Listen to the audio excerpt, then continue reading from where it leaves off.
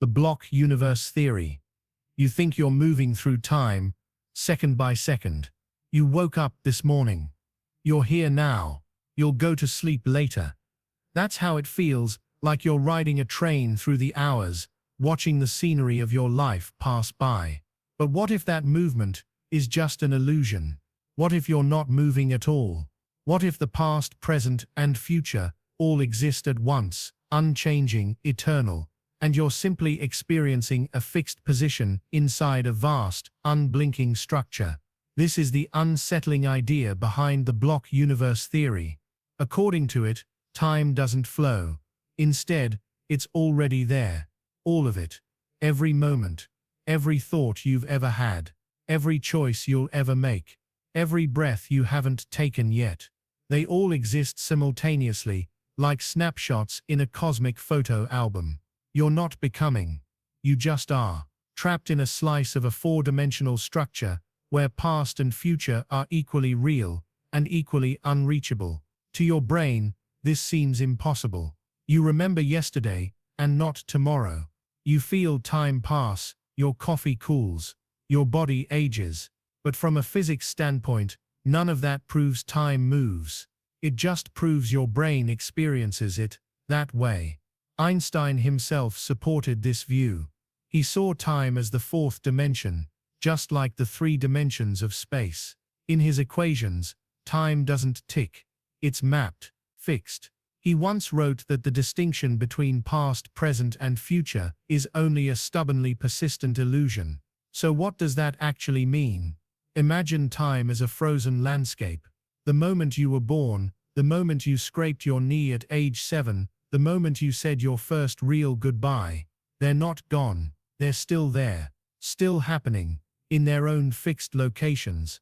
You just don't have access to them. Not because they vanished, but because your consciousness is pinned to now, not moving forward, just appearing to. That's the truly disturbing part. In a block universe, you have no free will. Not really. You're not shaping the future. You're not heading anywhere. You're just sitting in a coordinate of space-time, watching the script unfold. If this theory is true, your future is already written. Not predicted. Not guessed. Written. Etched into the very geometry of the universe. You will do what you're meant to do because you already did it. In another coordinate. In another now. Somewhere that's just as real as this moment. It's like watching a movie you've never seen before, but realizing every frame already exists on the reel. You can only watch one frame at a time.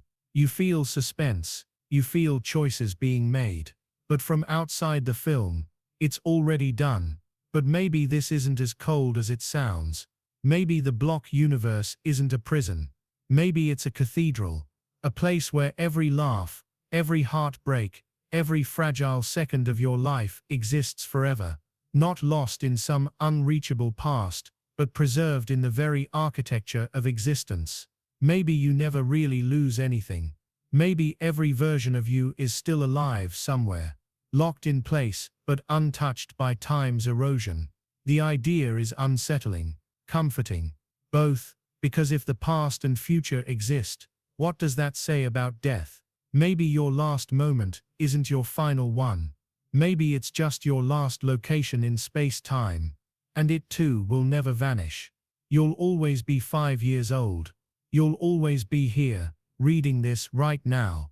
And you'll always be somewhere else far ahead, where your story ends or transforms. Still the mind rebels. We feel time. We feel momentum. We make plans. We regret. We change. Don't we? But even that change might just be an illusion of perception. Imagine a flipbook, hundreds of drawings of a stick figure walking. When you flip through them fast enough, it seems to move. But each page is static. Each drawing complete. That's how this theory sees time. Every moment of you is just one page. Fully formed. Not growing or shrinking or moving. Just being. While your consciousness gives the illusion of motion. And what is consciousness anyway, in a universe like this? Are you truly aware? Or just a passive observer, riding a beam of light through a series of predetermined events? There's no clear answer. Not yet. Some physicists embrace the block universe as a natural outcome of Einstein's relativity. Others argue against it, pointing to quantum mechanics, uncertainty, and the strange role of the observer in shaping outcomes. But even those debates seem to unfold in a universe where time doesn't really move, where every argument, every discovery, every cosmic accident is simply part of the structure, a pattern, not a path. So the next time you feel like time is slipping away, remember this: maybe it's not slipping at all. Maybe every second of your life still exists. Somewhere. Unmoving. Complete. And if that's true, if time is an illusion, then what is existence? Maybe it's not a journey, but a sculpture. A frozen monument of every version of you, suspended forever in a silent, timeless cathedral. And maybe, just maybe, you're still at the beginning and the end at once. Eternal return. Imagine waking up tomorrow morning to find that everything feels eerily familiar. Not in the usual, "I've done this before" way, but deeper. A sense that you have lived this exact day, in this exact body, with these exact thoughts and feelings infinite times before, and that you will live it again and again, forever. The idea of eternal return isn't just poetic. It's a terrifying possibility, first explored in ancient Indian philosophy and later made famous by the philosopher Friedrich Nietzsche.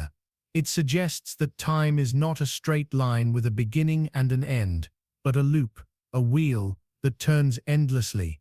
And everything you do, every moment you breathe, every joy, every regret, has already happened an infinite number of times and will continue to happen an infinite number more.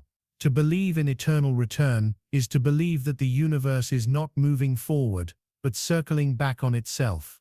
Every atom, every galaxy, even your fleeting thoughts are fated to repeat.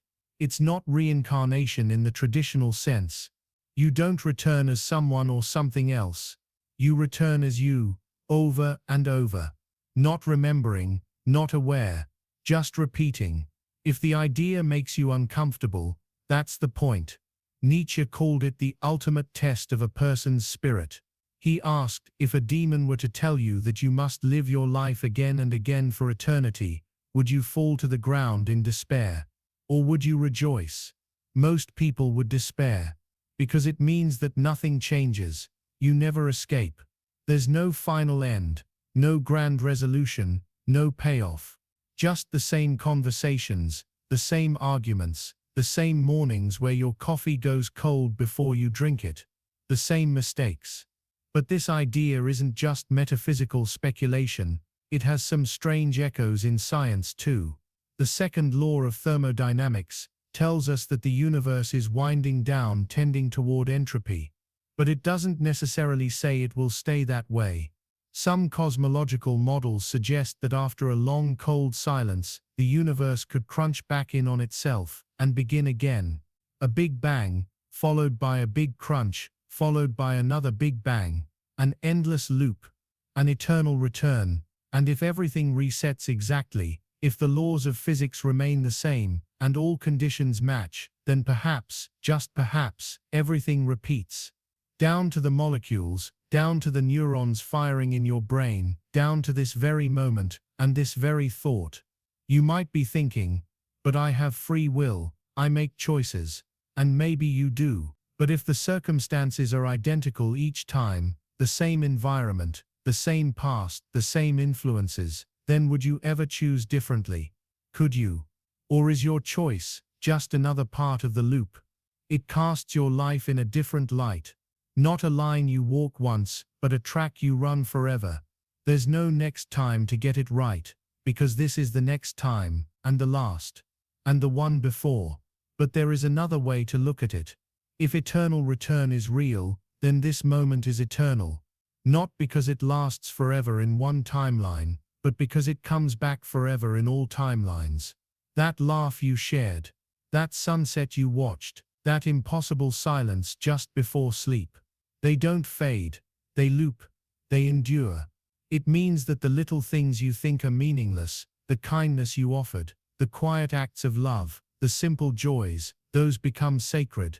because they are the things you'll carry with you, unknowingly, through every cycle of existence, forever.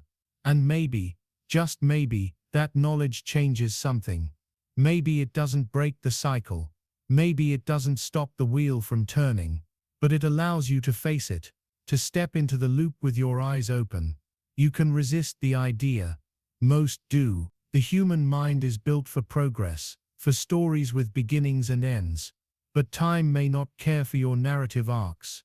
The universe may be a circle, not a line.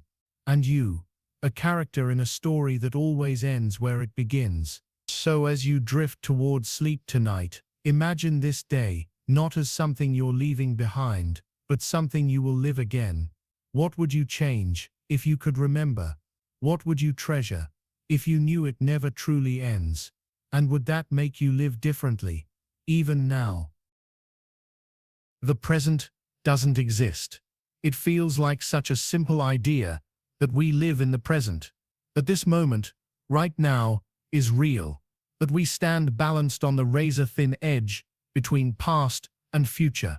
But what if that edge doesn't exist at all? What if the present, the now you think you're living in, is just an illusion? Let's begin with something you might not have thought about. By the time you perceive something, it has already happened. Light has traveled to your eyes. Sound waves have reached your ears. Your brain has received the signals, interpreted them, and constructed a version of what just occurred. That process takes time, however slight. By the time you are aware of a moment, it's already in the past. This delay isn't theoretical, it's measurable. Neuroscientists have found that your brain takes approximately 80 milliseconds to process sensory information and create your experience of the world. So what you think of as now is actually a stitched-together memory of events that have already occurred. You're not in the moment. You're remembering it, just fast enough that you don't notice.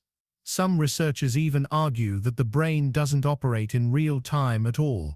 It works more like a predictive machine, constantly forecasting what will happen based on previous patterns, and only correcting the forecast when necessary. In that sense, your brain isn't reporting the present, it's guessing it. You're living in a forecast of reality, not in reality itself. Philosophers and physicists have wrestled with this paradox for centuries. Saint Augustine once said, "What is time? If no one asks me, I know. If I try to explain it, I don't." And he's not alone. When we try to pin down the present, it slips through our fingers. Try to define it precisely, and you'll find yourself stuck between two impossibilities: the past, which no longer exists, and the future, which does not yet exist. The present, it vanishes the instant you try to hold it. Modern physics doesn't help much either. According to Einstein's theory of relativity, time is not a universal constant. It stretches and bends depending on speed and gravity. Two people moving at different speeds can disagree on the order of events. To one observer, something might be happening now. To another, it might already be over, or not have happened yet at all. There is no shared present, no global now. Time is relative. This means the present moment you experience is not some universal tick of a cosmic clock. It's a localized phenomenon, filtered through your biology and perspective. It's personal, subjective, and fleeting. Some interpretations of quantum mechanics go even further. They suggest that all moments in time, past, present, and future, may exist simultaneously. The block universe theory imagines time as a frozen dimension, like space. Just as every point in space exists at once, every point in time does too. In this view, there is no motion through time, no flow, no present, only a timeless structure where every event simply is. So what are we left with? We live our lives believing in now as something we can touch, control, and act within. But in reality, now may be nothing more than a perceptual trick, a cognitive compromise between what has happened and what is about to happen. Like a film running through a projector, we see one frame at a time and mistake it for motion. but the frames are all already there. The story is written. The projector doesn't create time, it only reveals it. If this unsettles you, you're not alone. The idea that the present doesn't exist challenges the very core of how we think about life, decision-making, and experience. It undermines our sense of agency. After all, if every moment is already past or yet to come, what role do you play in shaping your life? Are you the author, or just the reader, turning pages in a book already written? But maybe there's another way to look at it. If the present is an illusion, then it's a beautiful one. It's the illusion that lets you feel, respond, adapt. It's the illusion that gives you love, art, laughter, memory. Without it, life would be a static thing, a snapshot, not a song. Your brain, in creating the illusion of now, gives you the rhythm that makes life feel like life. And perhaps, even if time doesn't flow, your experience does. Maybe consciousness is the movement, the motion, the unfolding. Even if the present isn't real in a physical sense, it's real to you. The trick of perception becomes the truth of experience. So tonight, as you begin to fall asleep, consider this. The moment you think you're in is already gone. It slipped past you before you could name it. And yet it was beautiful. Not because it lasted, but because it passed. Sleep too is like this. A surrender to a present that can never be held, only felt. A moment you can never catch, but that will carry you just the same. Tomorrow will come, already written, already waiting. But for now, whatever now means rest. The Bootstrap Paradox. Imagine this. A man sits in his study, flipping through an old, dusty book. It's a book on time travel. A detailed manual with equations, diagrams, and step-by-step instructions. Inspired, he builds a machine, climbs in, and vanishes into the past. While there, he hands the book to his younger self, who will one day use it to build the same machine and do the same thing. But here's the question: where did the book come from? It wasn't written. It wasn't discovered. It was passed in a circle, from future to past and back again, forever. No author, no origin, just existence. This is the Bootstrap Paradox. It's one of the most unsettling thought experiments in the realm of time travel, named after the old phrase, pulling yourself up by your bootstraps, doing something impossible. And this paradox is exactly that. It challenges our most basic assumptions about cause and effect, about how information or objects come to exist at all. Normally we believe that things must have origins. A person is born, an idea is thought, a machine is built. But the Bootstrap Paradox throws that out the window. In a time loop, something can exist without ever being created. It's not passed down. It's not discovered. It simply is. This concept first appeared in science fiction, but its implications run deep into philosophy and theoretical physics. Imagine Beethoven receives a sheet of his own music from a time traveler, plays it, and becomes famous. Years later, he gives the sheet to that same traveler, who then goes back in time and hands it to Beethoven again. So who composed the music? Or imagine a scientist who discovers a miraculous new technology, only to realize they were given the blueprints by their future self. The device works. It's used. But who designed it? Where did the knowledge come from? In these loops, the information has no beginning. And that's where the paradox lies. Because in every logical system we understand, there must be a cause before an effect, a seed before the tree. But the Bootstrap Paradox severs that link. It introduces a loop with no entry point, a snake eating its own tail. Now, time loops aren't just science fiction. General relativity, the same framework Einstein gave us, allows for the theoretical possibility of closed time-like curves. These are paths through space-time that loop back on themselves. In such a curve, you could visit your past. You could even interfere with it. And if physics permits such loops, then so too might it permit objects and information that exist within those loops, without origin. To many physicists, this is deeply troubling. It suggests that the universe can contain things that are uncaused, an idea that shakes the foundation of how we think reality works. How can knowledge exist without being thought? How can matter exist without being made?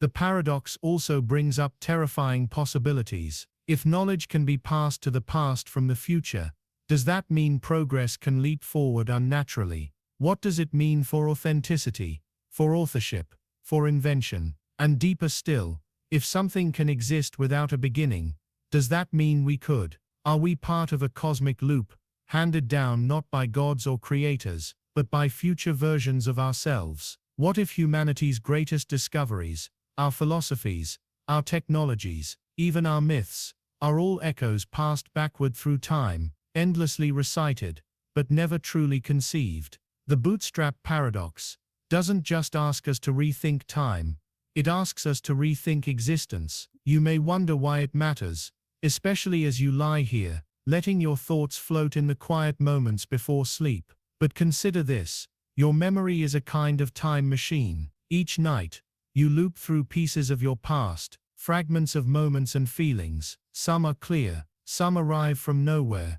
like whispers from a future self trying to reach back. Where do those thoughts come from? Where do dreams begin? Perhaps, like the paradox, they simply appear unbidden, unexplained, looping in the dark space between cause and effect. If the Bootstrap Paradox is true, then the line between past and future is not a line at all, but a knot, and you, floating gently on the edge of sleep, are tangled within it. Perhaps you've dreamed this night before, perhaps you will again, and perhaps that thought too has no beginning. Chronostasis. You glance at a clock. For just a moment, the second hand seems frozen, suspended, like time itself has paused. Then it begins ticking, as if nothing unusual happened. But that first second, it felt longer, didn't it? Like the world stretched itself thin for a breath. That isn't your imagination. That's chronostasis, a strange trick of the brain that distorts time, making certain moments feel longer than they truly are. It's not a glitch in the universe. It's a feature of your consciousness. When you shift your gaze, say from your book to a ticking clock, your brain does something fascinating. It fills in the gap. During the microseconds when your eyes move and your vision blurs, your brain cheats. It erases the motion and smooths your perception by projecting the image backward in time. And as a result, the moment you land on, the first thing you see, feels artificially extended. Your perception of now is rewritten, and time slows down. This happens most famously when you look at a ticking clock, giving the illusion that the second hand is delayed. But it can happen anywhere, shifting your focus from your phone to the street, from a passing thought to a friend's face. Time warps, subtly and invisibly. It's unsettling to realize that time, something we take as absolute, is partly an illusion woven by our biology. The seconds you feel aren't always the seconds that pass. Your brain, in its need for coherence, invents continuity. It forges a false present, one that feels seamless, but is stitched together from fragments and assumptions. Chronostasis is just one example of how unreliable our sense of time really is. Consider this, your brain doesn't passively receive the present, it constructs it. There's a delay, just a fraction of a second, between something happening and your conscious awareness of it. Your brain needs time to interpret signals from your eyes, ears, skin, to make sense of it all. But instead of letting you feel that delay, your mind plays a trick. It adjusts, it rewinds, it estimates what the world must have looked like at the moment things changed. In doing so, it gives you a sense of now that never really existed. Time then becomes more of a suggestion than a fact. It's fluid, subjective, reactive. That's why the walk home can feel shorter than the walk there. That's why childhood summers felt endless, while adult years disappear in a blink. Time changes shape depending on your attention, your emotions, your familiarity with the moment. And chronostasis is the ghost in that system, the little reveal behind the curtain, a moment when your brain's magic slips, and you get a glimpse of the trick. But there's something oddly comforting in this too. If time can bend within your own perception, If a second can stretch or shrink without the world noticing, then the present is not a trap, it's a canvas. And your mind, strange and imperfect as it is painting each moment in real time, guessing, smoothing, looping, extending. As you settle deeper into sleep, think of the seconds around you, the ticking of a clock in another room, the soft hush of your breath. You may believe these things are unfolding now, that this moment is fixed, but it isn't. It's already gone, and yet your brain is holding it for you, suspending it just long enough to feel real. In fact, the moment you call now is always a little behind, a little invented, a little false. Chronostasis also hints at something else, the idea that our experience of time is just that, an experience, not a measurement, not a constant, but a sensation vulnerable to change. When you're startled, time slows down. When you're lost in rhythm or routine, it speeds up. When you're waiting, it crawls. When you're absorbed, it vanishes. And yet we try to measure it in cold uniform units, seconds, minutes, hours, as if time were a machine ticking forward, when it may be closer to a dream drifting through our minds.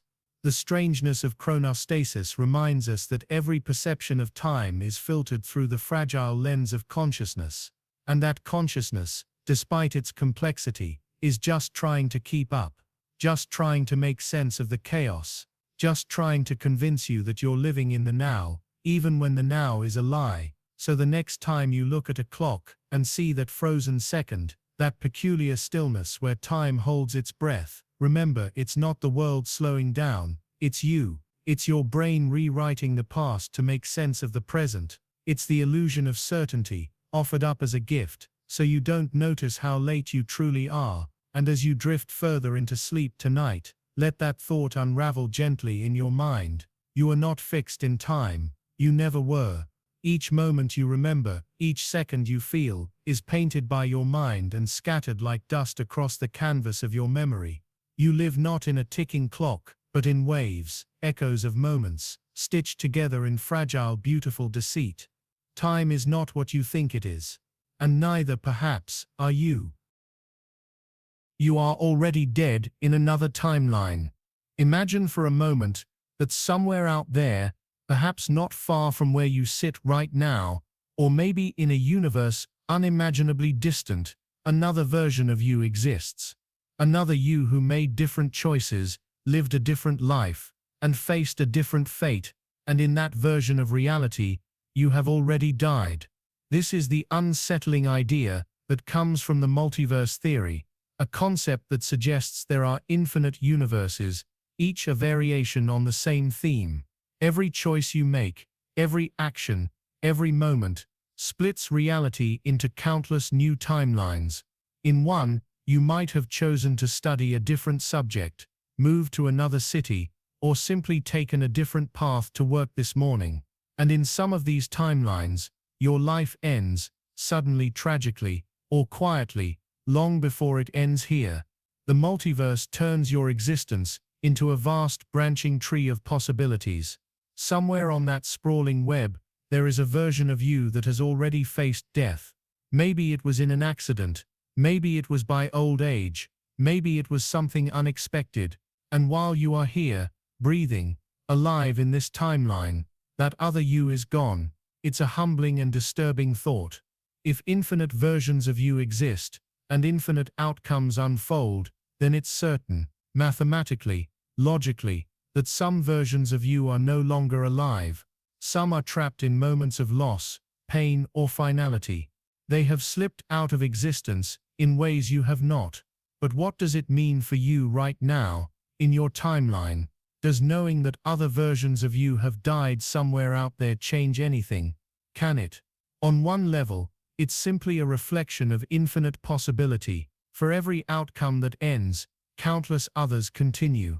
You are the fortunate one in this timeline, the one still moving, still thinking, still experiencing the world. And yet the knowledge that other yous have died makes your existence feel fragile, not just physically, but conceptually. It raises the question, if you are just one version among endless others, what makes this you special? What is the significance of your life, your choices, your thoughts, when somewhere else you are already gone. It also challenges our ideas of identity and fate. Are you a single unified self, or are you many selves scattered across the cosmos? Are you bound to this life alone, or are you part of a multiversal tapestry, weaving in and out of existence? For some, this is a terrifying paradox. The comforting narrative of one life, one story, one destiny, is shattered. Instead, we live in a web of infinite versions, each with its own joys and tragedies, successes and failures. Your death in another timeline doesn't erase your life here, but it reminds you that your existence is just one thread in a vast complex pattern. And yet there is a strange kind of freedom in this idea. If you are already dead in some timelines, it means that those timelines ended, their stories closed. But here, your story is still open.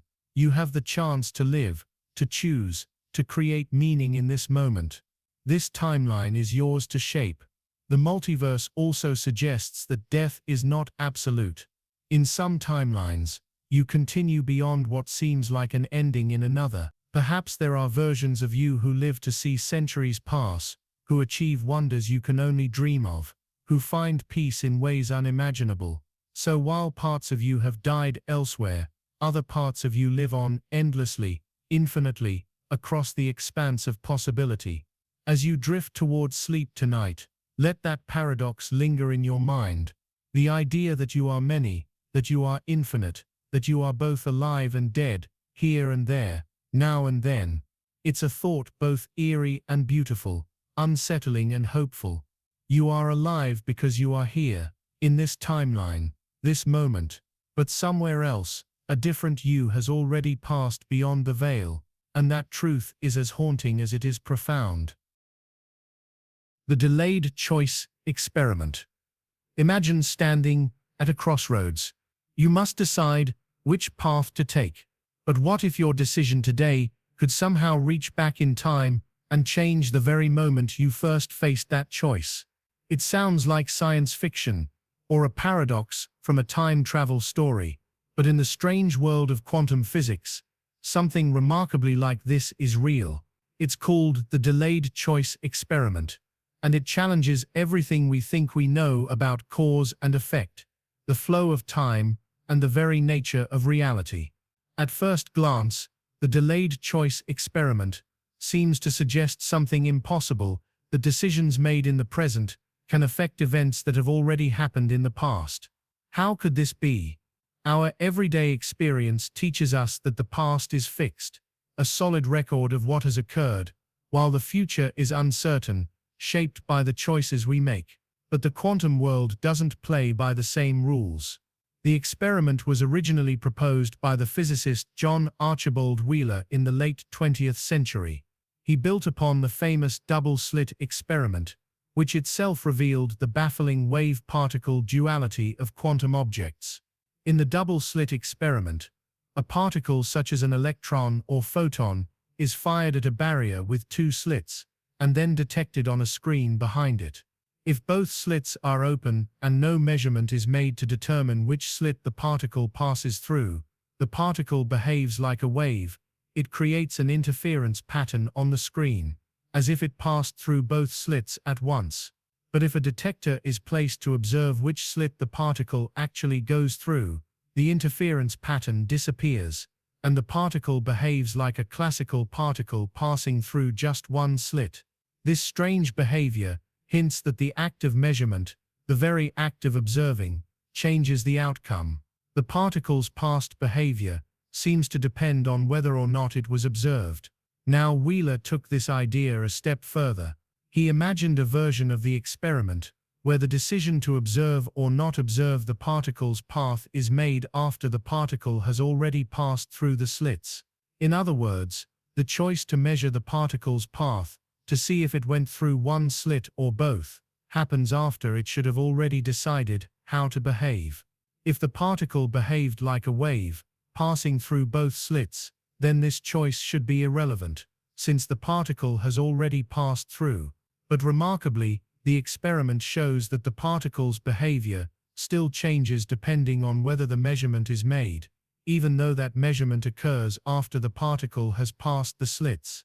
It's as if the particle knows what we're going to do in the future and retroactively adjusts its past behavior accordingly. This result is so mind-bending that it has sparked endless debates among physicists, philosophers, and anyone who cares to think about the nature of time and reality.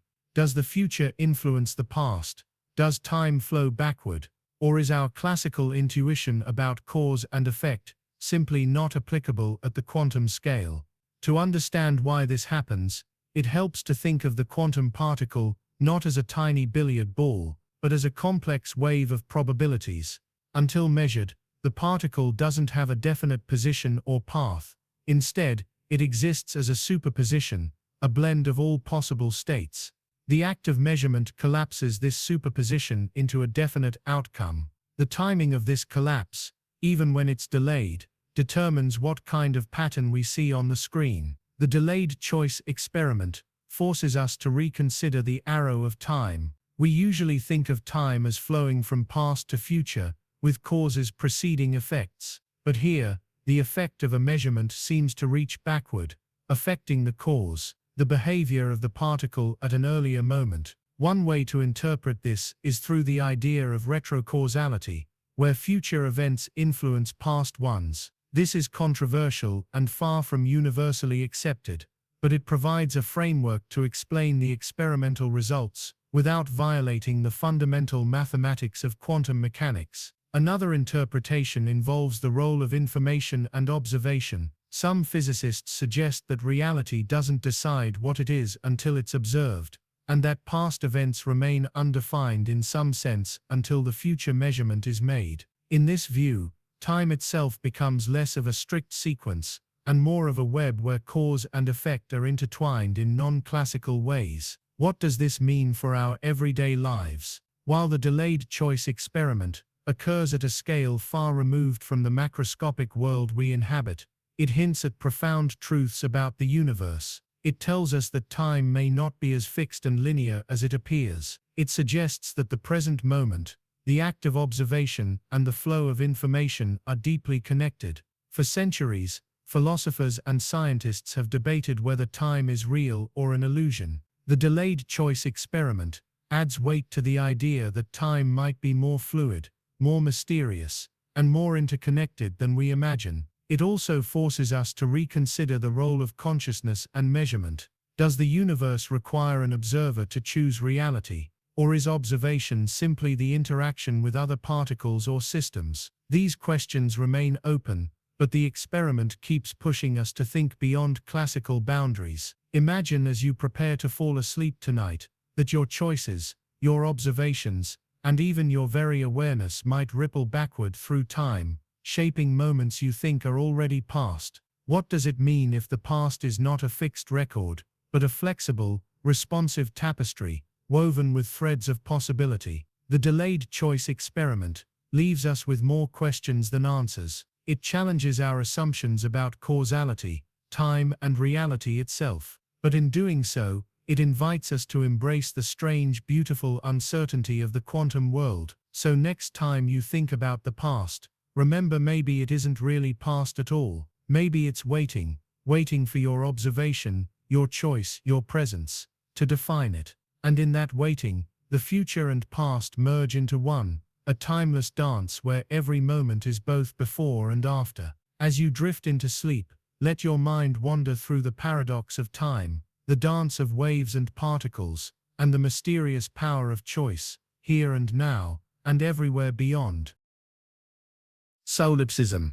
Imagine for a moment that everything around you, every person, every place, every sound and sight, is not truly real, that the only thing that actually exists is your own mind. Everything else, including other people and the world itself, is just a projection, a figment of your imagination. This idea is called Solypism.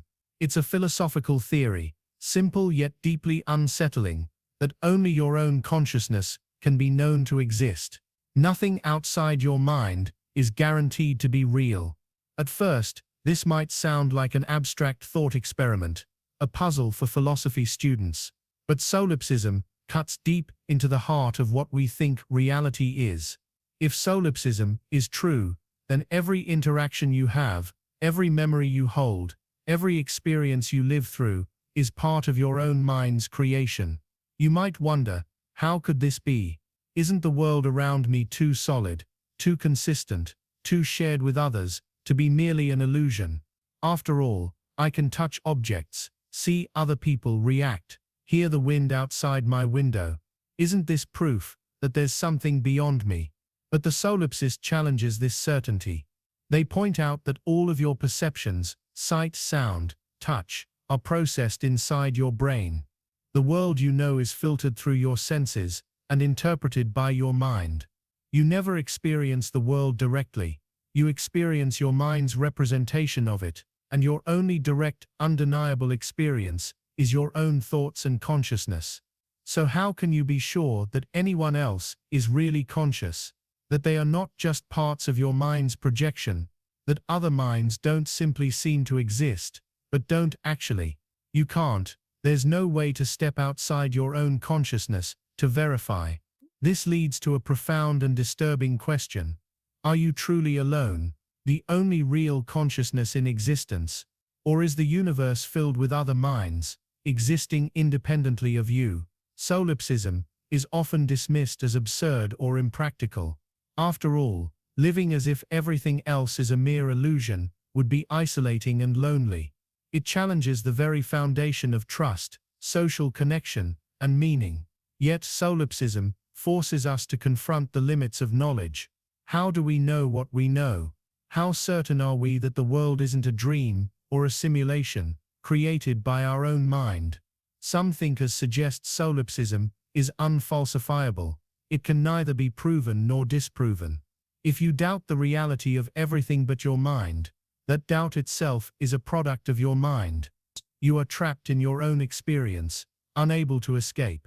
Interestingly, solipsism touches on themes found in many cultures and philosophies, from the ancient skepticism of Greek philosophers, to Eastern ideas about illusion and self, to modern discussions about virtual reality and simulated worlds.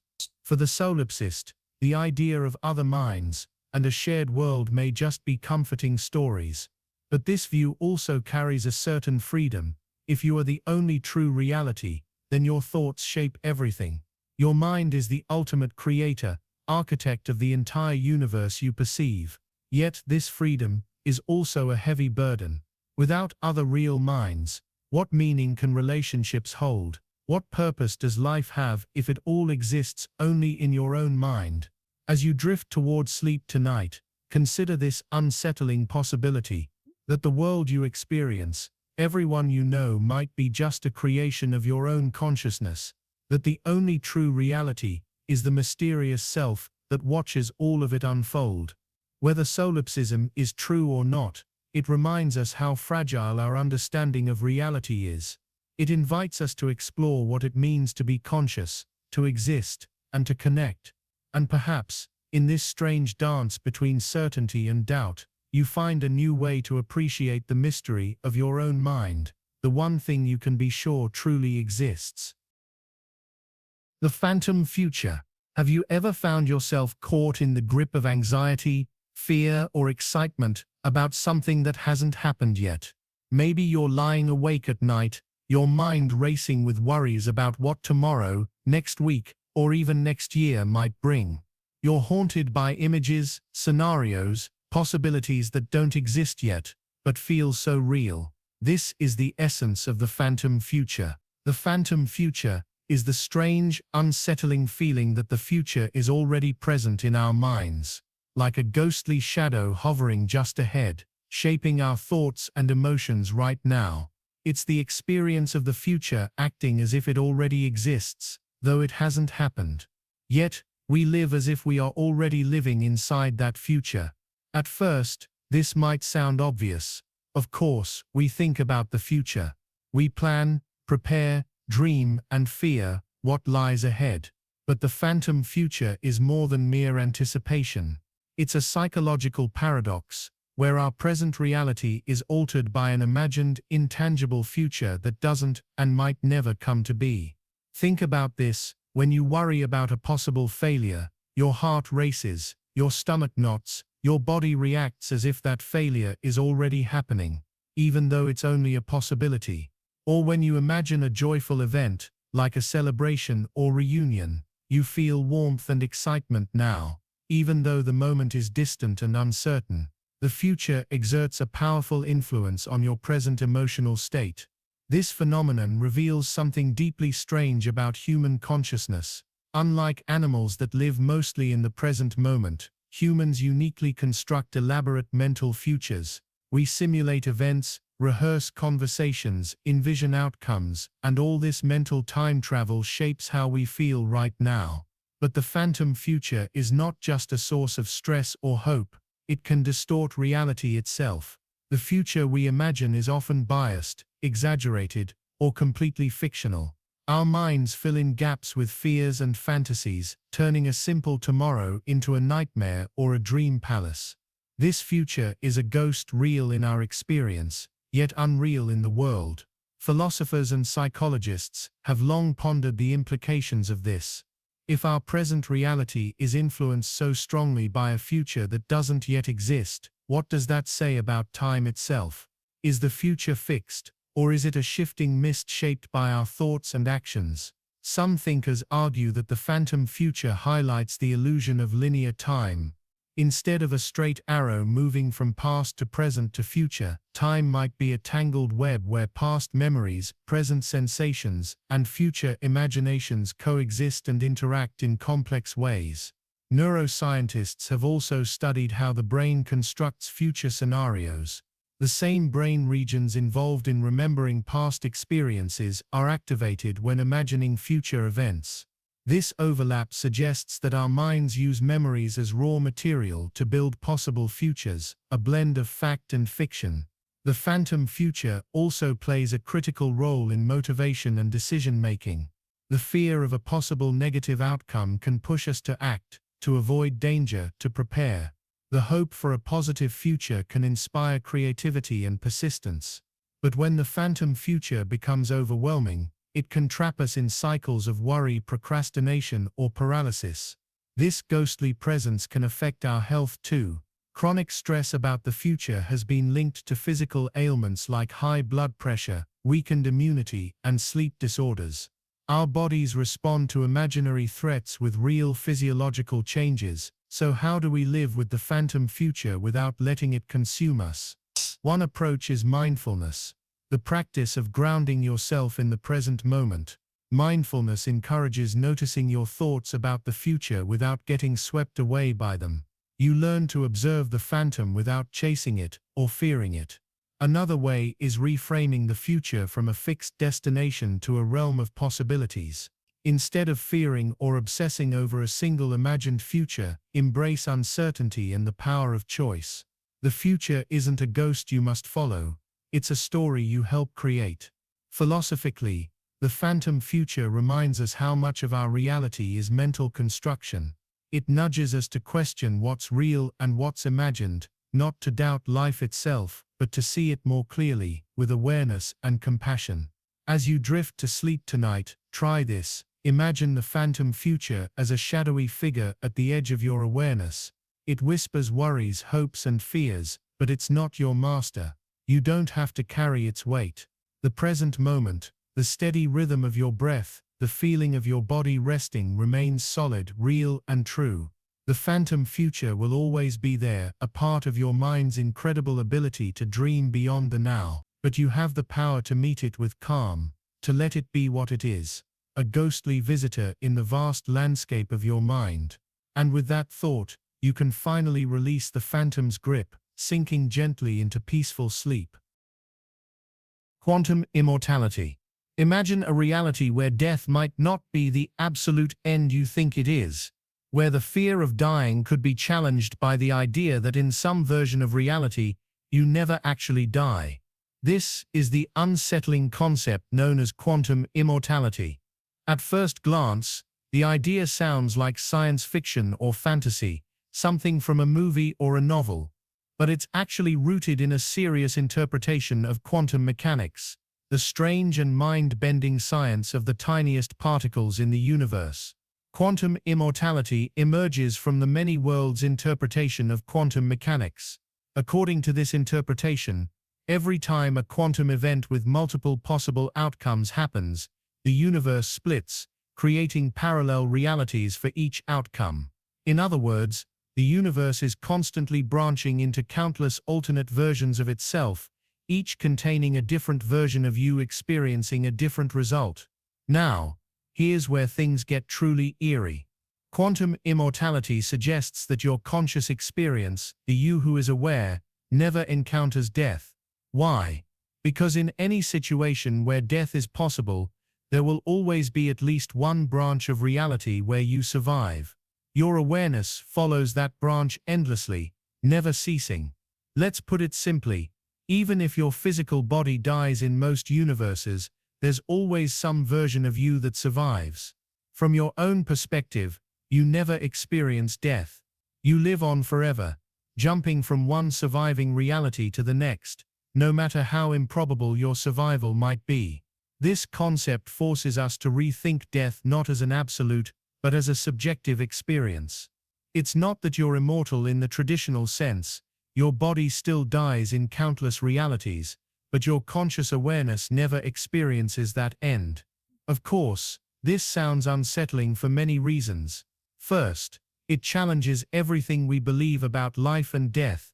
It makes the idea of an afterlife irrelevant, replacing it with a form of eternal survival in an infinite web of realities. Second, it raises difficult questions about identity. Which you is the real you? If infinite versions of you exist across the multiverse, which one is the true consciousness?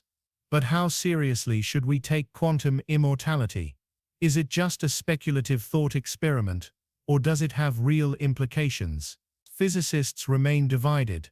The many worlds interpretation itself is one of several competing explanations of quantum mechanics, and it has yet to be definitively proven. Quantum immortality depends on this interpretation being correct, and on the assumption that consciousness somehow chooses which branch to follow, a notion that is highly controversial and not well understood. However, the idea persists because it provides a radical answer to one of humanity's oldest questions: what happens when we die? Quantum immortality suggests that from your subjective viewpoint, death never arrives. It's always somewhere else. And that raises a chilling possibility. You might be living right now in one of those rare branches where you survived countless dangerous moments that would have killed your other selves. This could explain the strange feeling some people have of being lucky or having second chances in life. Perhaps it's not luck at all, but a manifestation of your consciousness surviving in branches where survival was possible. But there is a dark side to this idea. If your consciousness endlessly avoids death, it could mean that you continue to experience traumatic or painful events simply because your awareness clings to survival.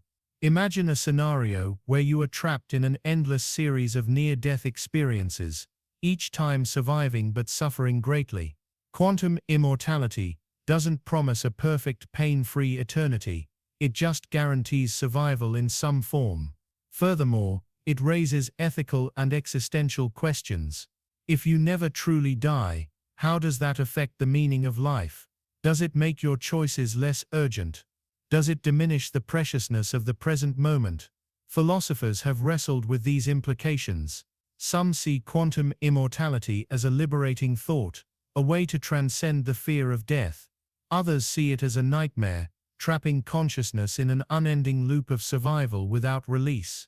Science fiction often explores these themes: immortality, alternate realities, consciousness hopping between worlds. But quantum immortality grounds these stories in real scientific debates, making them all the more haunting. From a psychological perspective, the idea taps into a deep human desire to overcome the finality of death. We long to believe that some part of us lives on. Quantum immortality offers a tantalizing, if unsettling, answer. You don't die. You just keep surviving somewhere. Yet, there is no way to test this directly. You can't look into other branches of the multiverse to confirm your eternal survival. The theory remains in the realm of philosophical speculation and theoretical physics. Still, it encourages us to rethink our relationship with mortality. Death, from this view, is not a door slammed shut, but a threshold passed only by some versions of you. Your consciousness navigates an infinite maze of realities, forever finding the path that keeps it alive. So as you lie awake tonight, imagine this: somewhere out there in the vast multiverse, countless versions of you exist, some living peaceful lives, others facing unimaginable dangers, and in at least one of those realities, you continue on endlessly, never ceasing, never dying. It's a strange, haunting thought, one that challenges the very nature of existence and the meaning of life. But maybe that's exactly what makes it so captivating. Because in a universe full of mysteries, quantum immortality invites you to imagine a life without end. And with that, perhaps you can drift off into sleep, comforted or unsettled, but always aware that your consciousness may live forever, just beyond the horizon of this moment. The twin paradox. Imagine two twins born on the same day, living identical lives, until one of them embarks on a journey into space at near the speed of light. Years later, the traveling twin returns home, only to find that their sibling has aged far more. One twin is still youthful, while the other carries decades of extra years. This strange and fascinating scenario is known as the twin paradox, one of the most famous thought experiments in physics. At first glance, it sounds like science fiction. How could time possibly pass differently for two people who were born at the same time? Yet, the twin paradox isn't just a fictional story. It's a direct consequence of Einstein's theory of relativity, fundamentally reshaping our understanding of time itself.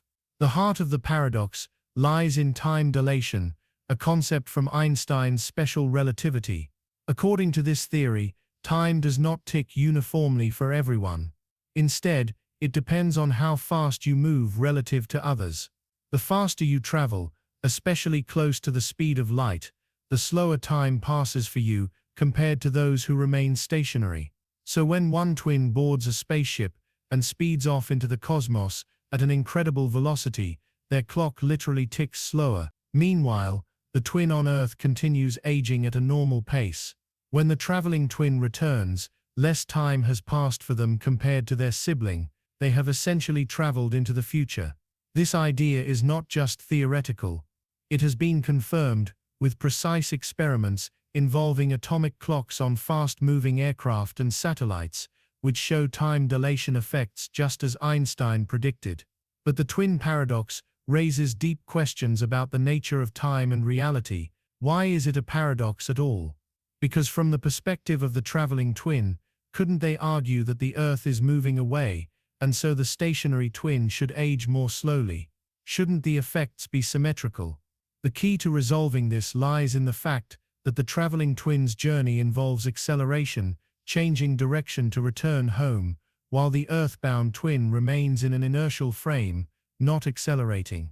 This breaks the symmetry and makes the traveling twin's experience unique. In other words, special relativity's effects are not just about speed, but about changes in motion. The traveling twin undergoes acceleration and deceleration, feeling forces that the stationary twin does not. This difference causes the time discrepancy. But the implications are even more unsettling than that. The twin paradox challenges our intuitive notion of time as a universal steady flow.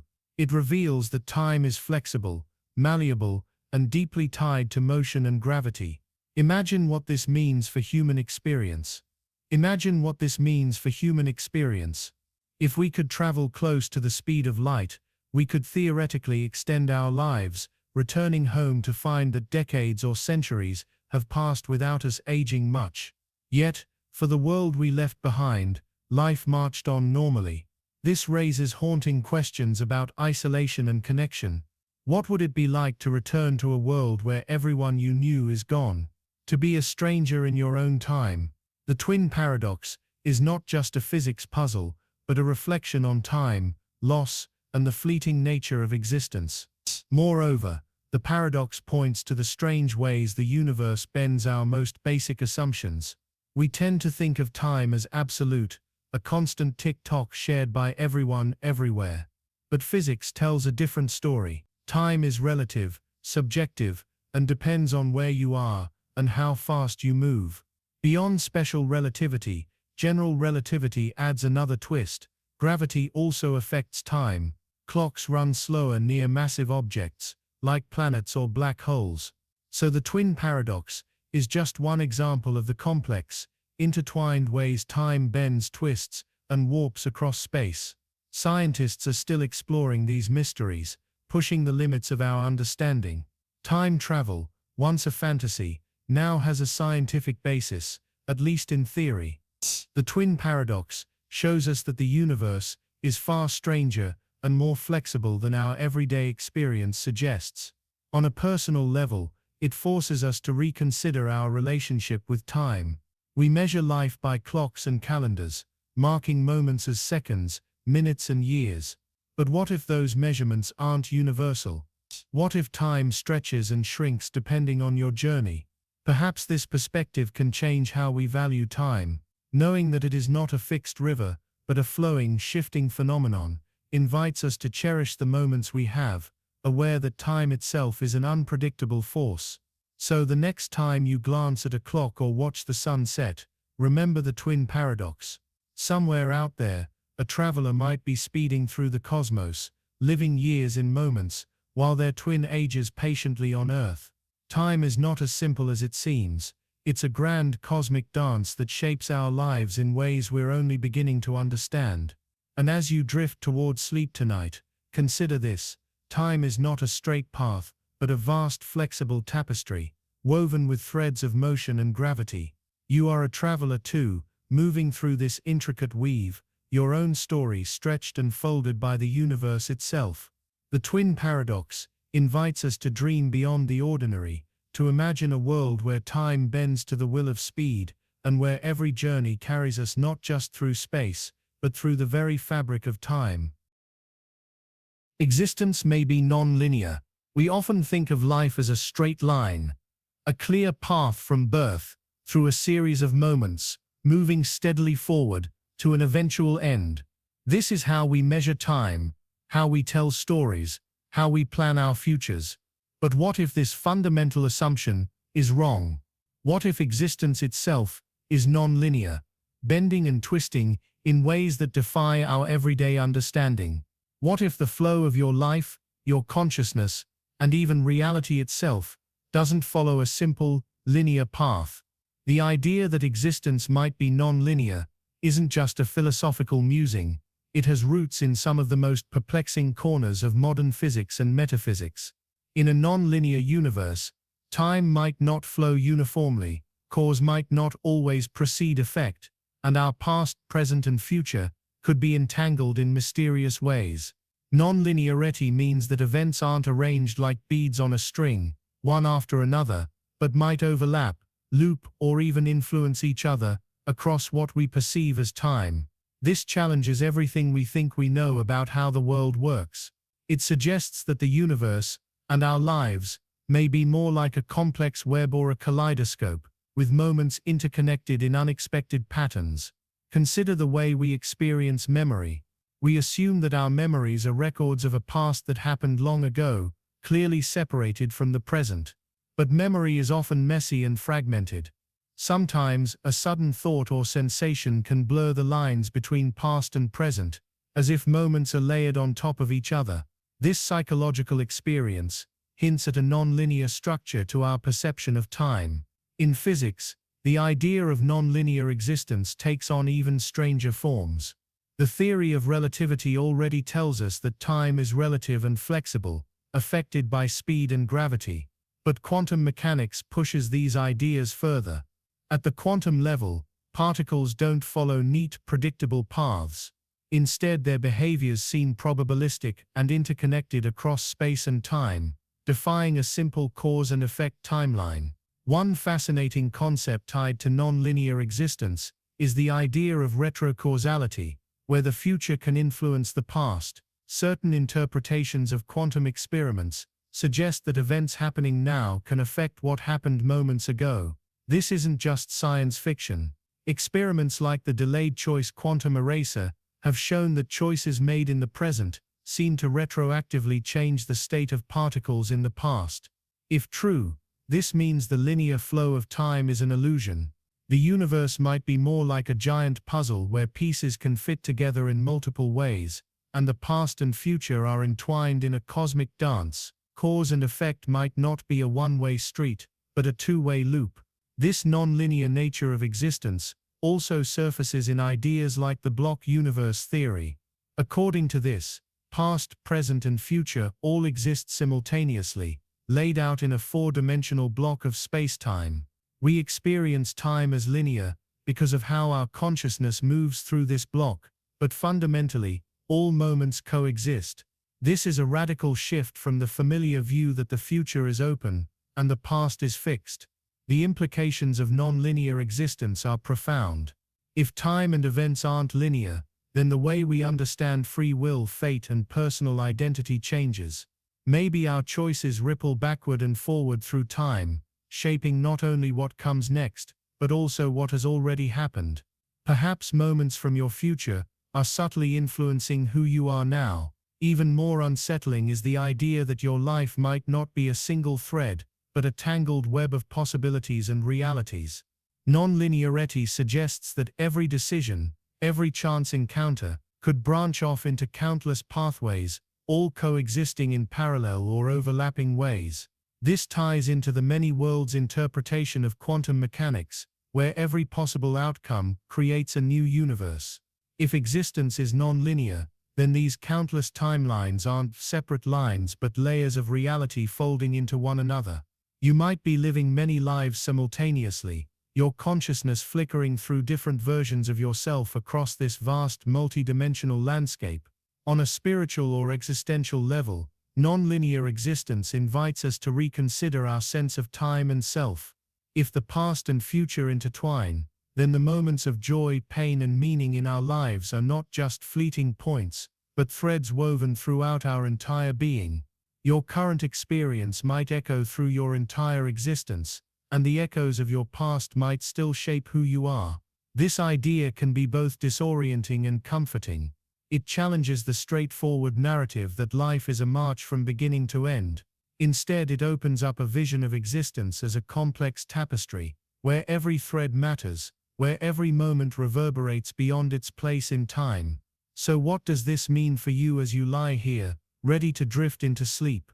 Imagine your consciousness not as a river flowing in one direction, but as a vast ocean, where waves rise, overlap, and retreat in patterns beyond your control.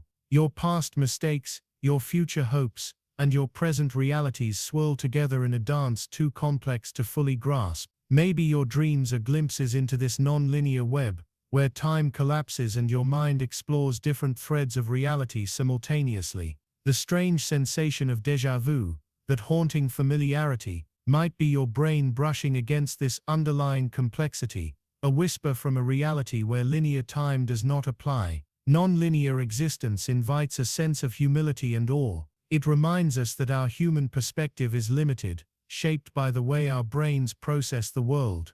The universe, however, might be vast and intricate beyond comprehension, its true nature woven from patterns that defy logic and expectation. As you drift deeper into sleep, surrender to the mystery of non-linear time. Let go of the need to control the flow of moments or understand their meaning. Instead, embrace the strange beauty of existence as a fluid, shifting mosaic where the past, present, and future are one and all moments are connected. And in that surrender, find peace. Because to live in a non-linear universe is to live in a place where time itself is an endless dance, a cosmic rhythm that flows beyond beginnings and endings, forever unfolding. Simulation stacking. Imagine for a moment that everything you know, everything you see, hear, and feel is not truly real in the way you think. Not just a simulation, a digital or virtual environment designed to mimic reality, but one layer in a complex stack of simulations nested within one another. This is the unsettling idea of simulation stacking. The simulation hypothesis suggests that our universe might be a computer-generated simulation run by some advanced intelligence. But what if this simulation itself is contained inside another, larger simulation, and that one inside yet another? An infinite regress of realities, one inside the other, like Russian nesting dolls, or layers of dreams within dreams. This concept forces us to question the very nature of existence. If your reality is a simulation, how do you know it's the base reality? What if everything you believe to be fundamental, the laws of physics, the flow of time, your own consciousness, is just a program running inside a higher-level program? In this scenario, each simulated reality could have its own rules and constraints. The players or beings inside might not even be aware that their universe is artificial. Just as you might play a video game or a virtual reality experience without realizing it's not truly real, so too might entire civilizations be trapped inside simulations they cannot detect. Simulation stacking adds a new layer of complexity and mystery. Instead of a single simulation, we have a hierarchy, a tower of realities, each generated by entities within the level above. The creators of each simulation might themselves be simulated beings in yet another reality. This leads to an infinite loop with no clear original or real universe. The philosophical implications are profound. What does it mean to be real if your reality can be nested inside another? Is there even an original reality, or is everything just layers of coded existence? And if each layer is a simulation, could we ever hope to break free or even perceive the levels beyond our own? Scientists and thinkers have debated whether it's possible to detect if we live in a simulation. Some suggest glitches, strange physical anomalies, or limitations in computational resources might hint at the artificial nature of our universe. But if simulations can be stacked, those clues might be part of the program, designed to keep us oblivious or to simulate authenticity perfectly. Imagine the psychological impact of knowing your entire life is just one simulation among many. Your memories, your relationships, your sense of self, all potentially lines of code executed for some unknown purpose. Would it make life meaningless, or would it open a new door to understanding existence? Simulation stacking also brings questions about control and free will. If each level is controlled by programmers or entities above, how much freedom do we really have? Are our choices predetermined by the code, or is there room for randomness, creativity, and genuine agency within the simulation? Some theories even propose that those running the higher simulations might be experimenting, testing different versions of reality, tweaking variables to observe outcomes. In this view, our universe might be one trial among countless others, our lives part of a grand experiment stretching across layered realities. Yet despite the eerie possibilities, the idea of simulation stacking can also inspire wonder. It suggests a universe richer and more complex than we can imagine. Each layer might hold unique laws, histories, and beings, all part of an intricate cosmic tapestry. As you lie down to sleep, consider the possibility that your dreams, your thoughts, might be glimpses through the layers, brief moments where the boundaries between simulated worlds thin. The sensation of slipping between reality and dream might hint at the stacked nature of existence, where one world folds into another. Simulation stacking challenges our fundamental assumptions. It asks us to rethink reality, identity, and the nature of consciousness itself. If we are but codes within codes, what does it mean to live authentically? And if every reality is nested inside a larger one, then maybe the quest for truth is infinite, always pushing outward and inward, forever searching for the ultimate source.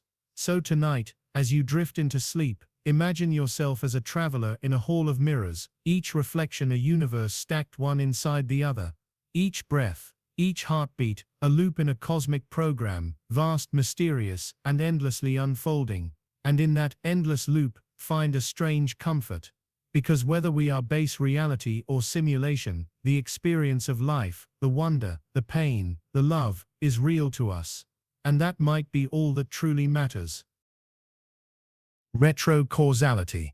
Imagine if the future could reach back in time and influence the past, not in a vague, mysterious way, but directly, where events happening now are affected by what will happen later.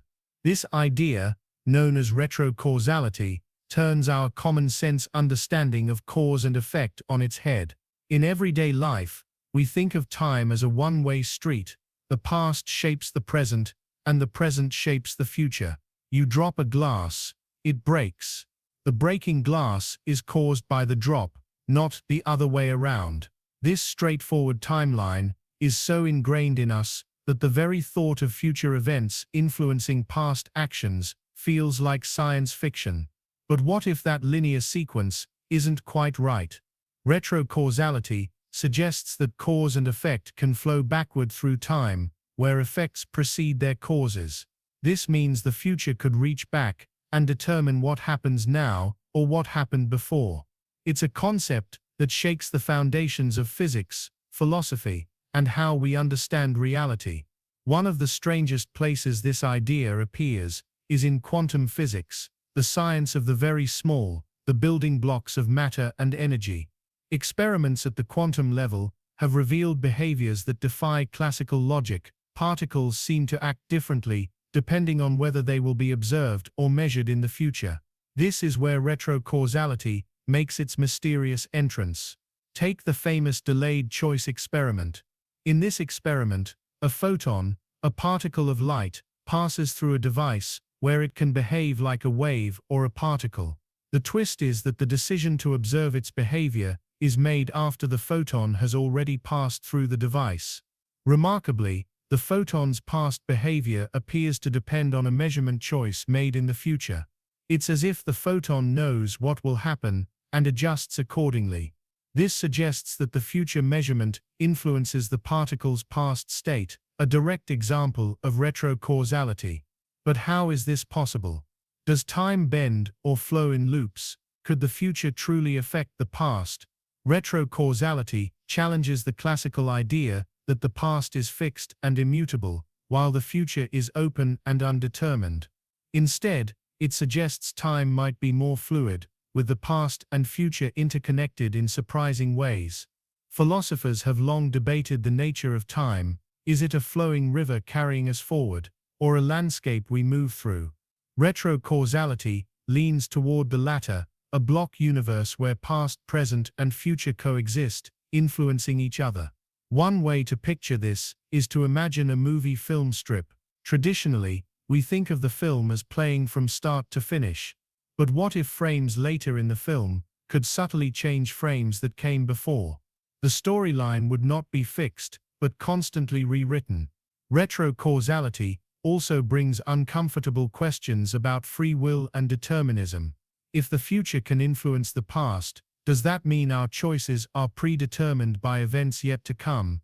Or could we still exercise free will, shaping both past and future in a tangled dance? This intertwining of time can make reality feel like a cosmic puzzle where cause and effect loop endlessly. Some interpretations of quantum mechanics, like the transactional interpretation, describe particles exchanging waves backward and forward in time, signals traveling not just from past to future, but from future to past as well. Retrocausality also appears in thought experiments about time travel. The infamous grandfather paradox questions what happens if you go back and change the past. Retrocausality could provide a way for these paradoxes to resolve naturally, because the future would influence the past in such a way that events remain consistent, avoiding contradictions. But retrocausality isn't just confined to physics labs or philosophical debates. It has practical implications for how we understand memory, perception, and even decision-making. Some scientists propose that our brains might process information in a way that incorporates future inputs, helping us anticipate events before they fully unfold. This could explain certain intuitive feelings or premonitions people experience. Are these simply coincidences, or glimpses into a deeper temporal connection? Retrocausality suggests time isn't a strict linear progression, but a web of influences stretching in both directions. Of course, retrocausality remains controversial. It flies in the face of everyday experience and challenges the laws of cause and effect that govern the macroscopic world. Many physicists remain skeptical or argue that these quantum effects don't translate to larger scales. Yet the evidence from experiments cannot be easily dismissed. Whether retrocausality is a fundamental feature of reality or a quirk of quantum mechanics, it forces us to reconsider what we mean by time and causation. It opens the door to a universe far stranger and more interconnected than the one we imagine. So as you drift into sleep tonight, consider the possibility that time is not a river flowing in one direction, but a vast, complex web, where the future reaches back and gently shapes the past. Every choice you make, every moment you live, might be influenced by echoes not just behind you but ahead as well. In that strange timeless space between waking and dreaming, allow yourself to explore the idea that your tomorrow might already be nudging your today, and that reality is far more mysterious, and perhaps far more magical, than you ever imagined. The end of time. What if time itself could come to an end? Not just the passing of moments or the ticking of a clock, but the complete cessation of time as a dimension. The idea that time might stop, utterly and forever, is one of the most unsettling and profound concepts in physics and philosophy. We live our lives as though time is infinite, flowing endlessly from past through present and into future. It seems eternal, constant, unstoppable. But modern physics suggests otherwise. Time may have a beginning, and perhaps it will have an end. First, consider the beginning, the Big Bang. According to our best scientific models, time itself started roughly 13.8 billion years ago with the Big Bang, a cosmic explosion that birthed space matter, energy, and time itself. Before that moment, there was no before, because time had not yet come into existence. This alone is strange. Time can have a starting point, unlike most things we know. And if time can have a start, could it also have an end? This question brings us face to face with the ultimate cosmic mystery. What happens when the universe itself reaches its final stage? There are several scenarios scientists consider for the fate of the universe, and many of them suggest some form of the end of time. One of the simplest is the heat death, or big freeze. Over unimaginably long periods, the universe expands, stars burn out, and all energy becomes evenly spread out. Eventually, there will be no usable energy left to power anything, not even the smallest processes. The universe will become cold, dark, and still. In this scenario, time might continue mathematically, but all change, without which time has no meaning, ceases. If nothing changes, can time truly exist? Our experience of time is tied to change, to cause and effect, to moments passing one after another. If the universe becomes utterly static, frozen in a perfect, motionless equilibrium, time as we understand it might effectively end. Another, even stranger scenario, is the Big Crunch. Imagine the universe's expansion slows, stops, and then reverses.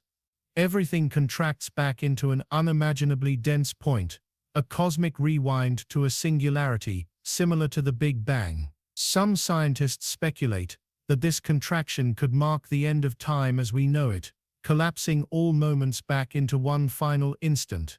The Big Crunch also opens the door to cyclic models where time loops endlessly, a cosmic bounce where the universe expands and contracts forever. But in those loops, each end of time is also a new beginning. Yet another mind-bending idea comes from the concept of quantum gravity and the nature of space-time itself. In some theories, time is not fundamental, but emergent, arising from deeper, timeless laws of physics. If that's true, then the flow of time we experience is only an illusion that can vanish under certain conditions.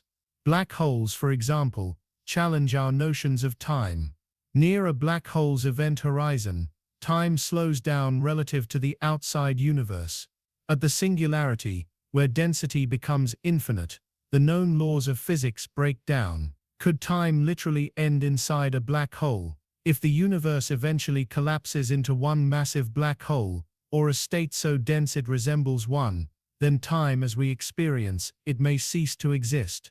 Space and time could merge into something unrecognizable. Philosophically, the end of time raises profound questions. If time ends, What happens to consciousness? Can anything exist without time? Our thoughts, memories and experiences are bound to the passage of time. Without time, do we simply vanish from existence? Some thinkers suggest that the end of time means the end of everything.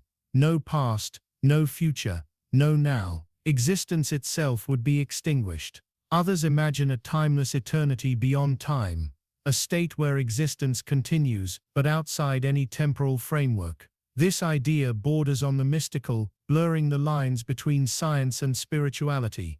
The end of time also forces us to reconsider our place in the cosmos. Our lives are so fleeting against the backdrop of cosmic time, but the universe too is transient. The stars, galaxies, even time itself will not last forever. Everything that ever was will come to an end. This perspective can be both humbling and strangely liberating. Humble, because it reminds us how temporary we are. The things we worry about, the struggles we face, these all happen in a brief flicker of time compared to the vast lifespan of the cosmos. Liberating, because if time ends, then the worries of future and past lose their hold. What matters is this moment, this slice of time we have now. Many have wondered if knowing about the end of time changes how we live. If our time is limited, not just our personal time, but cosmic time, does that inspire us to cherish each moment more deeply? Or does it plunge us into despair,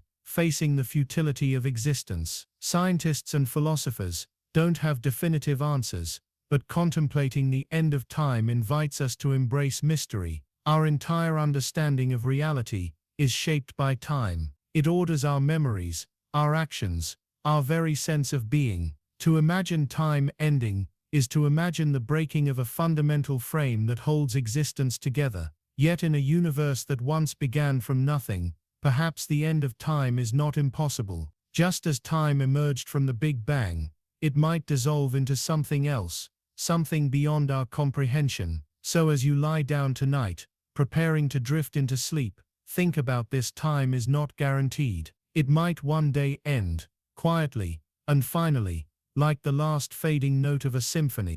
And in that silence, what remains? Is it the end of everything, or the start of something new, beyond time, beyond space, beyond our wildest imaginings? Whatever the answer, the end of time reminds us that the universe is far stranger and more fragile than it seems, and that every moment we experience now is a precious gift in a cosmic story that is still unfolding. The observer effect of time. What if the very act of observing time changes the way it flows? This idea sounds like science fiction, but in the strange world of quantum physics, observation isn't just passive, it can fundamentally alter reality. The observer effect, first noted in the behavior of tiny particles, might extend to our experience of time itself, challenging everything we think we know about the past, present, and future. At its core, the observer effect means that by looking at or measuring something, you inevitably influence its state.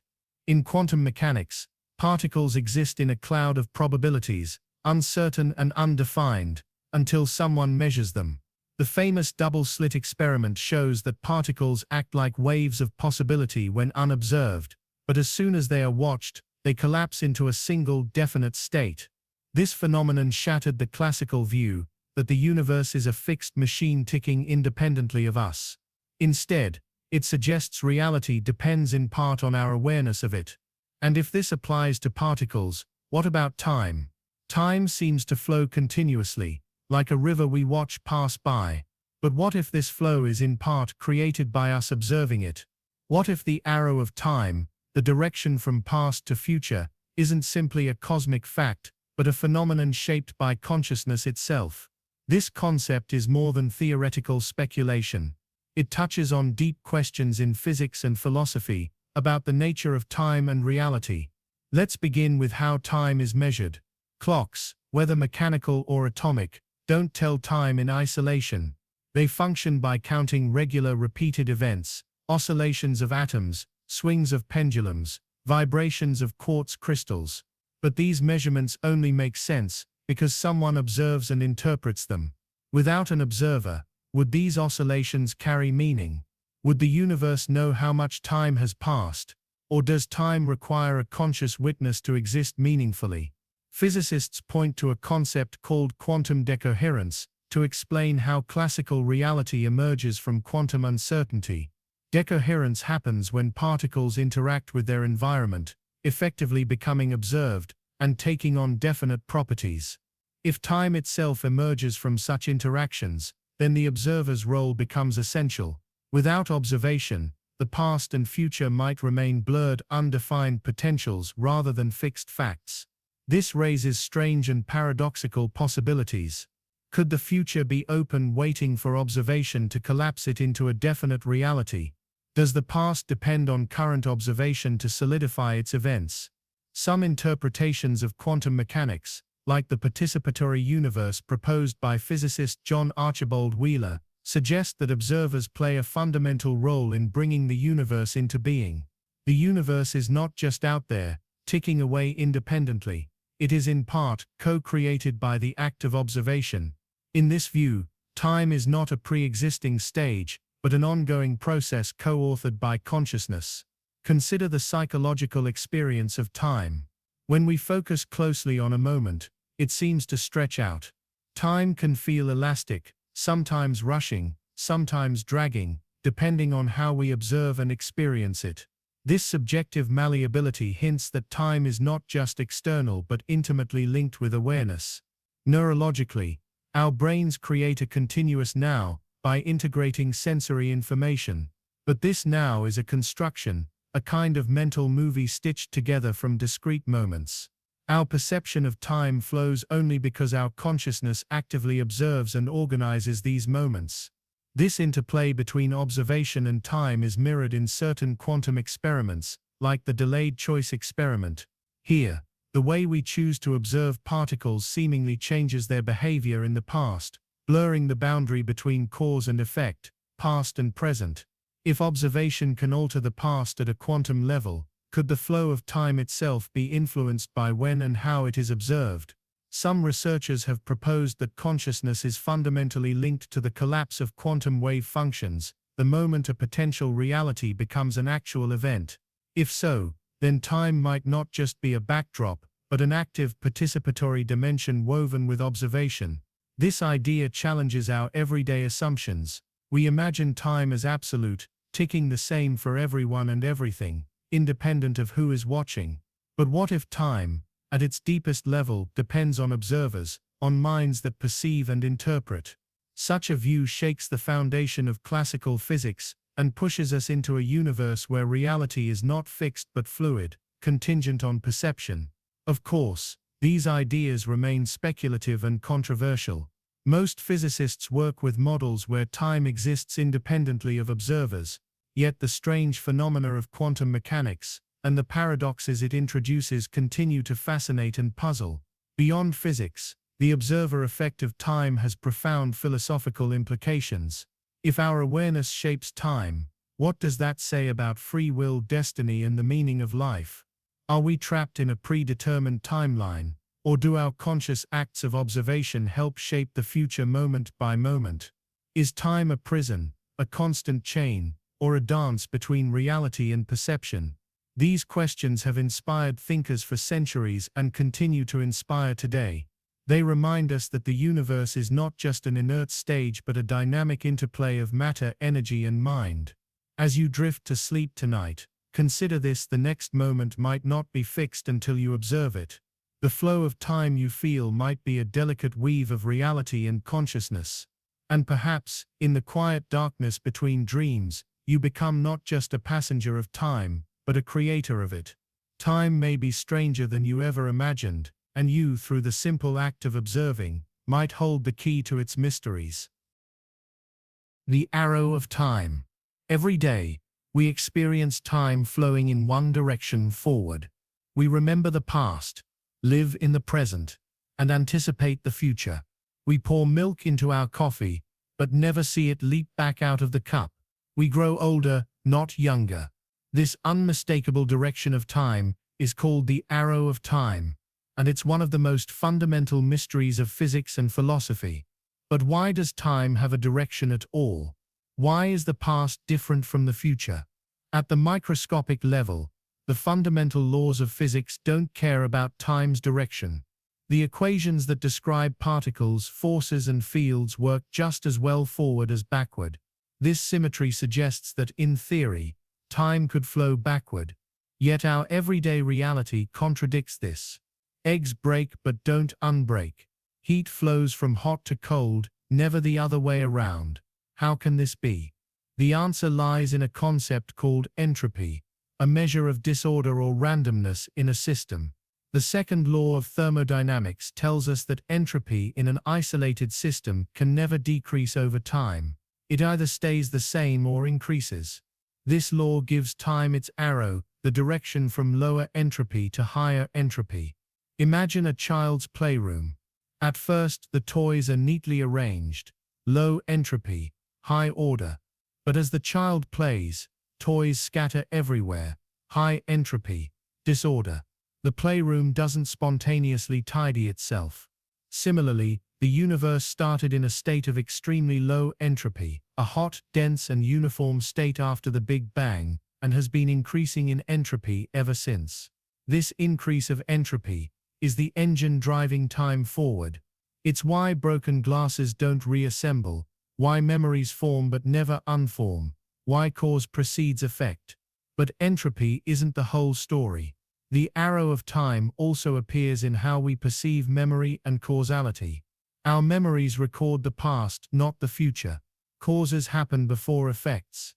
You flip a switch, and the light turns on, not the other way around. This psychological and causal arrow of time aligns with the thermodynamic arrow, weaving together physics with experience. But why do these arrows all point the same way? One explanation lies in the universe's initial conditions. The Big Bang began with an incredibly low entropy state, an extraordinary cosmic order. This special beginning set the direction for time's arrow. It's not that the laws of physics force time forward, but that the universe started in a condition that makes forward flow inevitable. Scientists still puzzle over why the universe started this way. Why was entropy so low at the beginning? And why is it increasing now? Interestingly, some theories suggest that entropy might one day reverse. In hypothetical models of a big crunch, where the universe contracts back to a dense state, time's arrow could flip. Entropy would decrease, and time might flow backward, at least from the perspective inside the universe. But for us, living in the current expanding universe, the arrow of time remains firmly pointed forward. At a deeper level, quantum mechanics adds more complexity to the arrow of time. Quantum processes are mostly time-symmetric. Particles and waves don't care which way time flows. However, certain quantum phenomena, like wave function collapse, appear time-asymmetric. This asymmetry could be linked to how measurement and observation happen, irreversible acts that give time a direction. But this is an ongoing debate among physicists, a puzzle still unsolved. The arrow of time also connects to life and consciousness. Living organisms maintain and create order locally, but only by increasing entropy in their surroundings. Your body builds complex molecules, but it does so by consuming energy and increasing the universe's overall entropy. Consciousness itself depends on time's flow. The unfolding of thoughts, memories and experiences requires a temporal direction. Without an arrow of time, the continuity of self might collapse. Philosophically, the arrow of time challenges how we understand reality. If time could run backward, what would that mean for free will, morality, or identity? Could we undo mistakes? Could cause follow effect? These questions inspire deep reflection about the nature of existence. As you settle into sleep, imagine the arrow of time not as a fixed rule, but as a cosmic story unfolding. Every moment moves forward, guided by entropy's relentless march. Yet beneath this flow lies a universe whose laws don't distinguish past from future, whose mysteries challenge our sense of reality.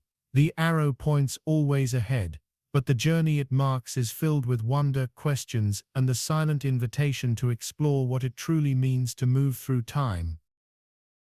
You're not the original you.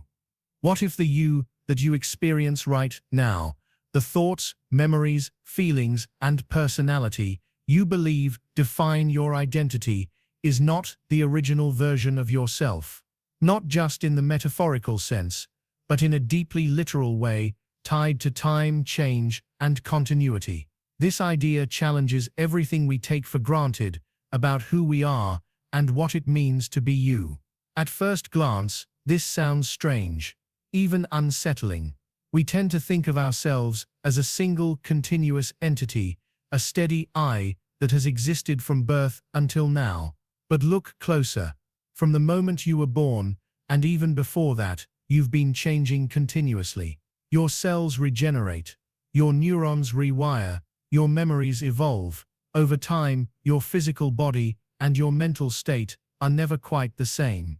So, can you truly be the same you as a year ago, or a day ago, or even a minute ago?